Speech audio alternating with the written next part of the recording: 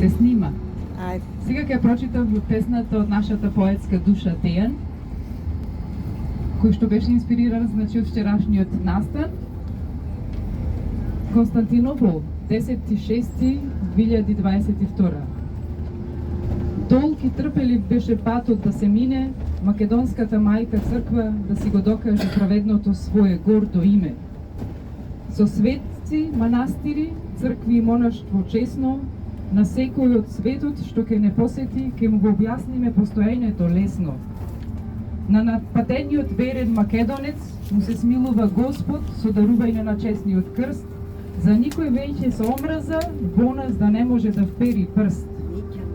Во Константинопол кај патриархот се тргна по писмениот Томос, Охридската архиепископија, секој верник да си ја негува со понос.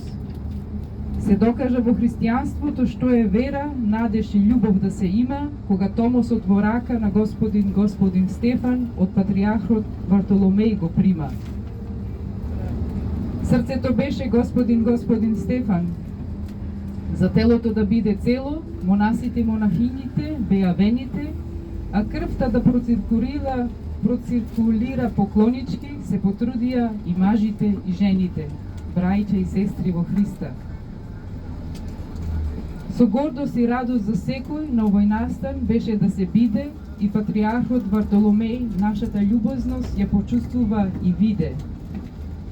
Само Господ Исус Христос и Мајката Божја преку молитва влегуваат во нашите глави. Веруваме секој христијанин во Македонија овој свет настан со векови ке го слави. Манастирите, црквите и иконите во македонскиот Ерусалим Охрид ке блеснат повторно со својот сјај и преку молитви и архиерејски литургии Христовото слово не ке има крај. Аплауз. Браво. Браво, Дејан. Браво. Браво. Браво, Дејан, браво.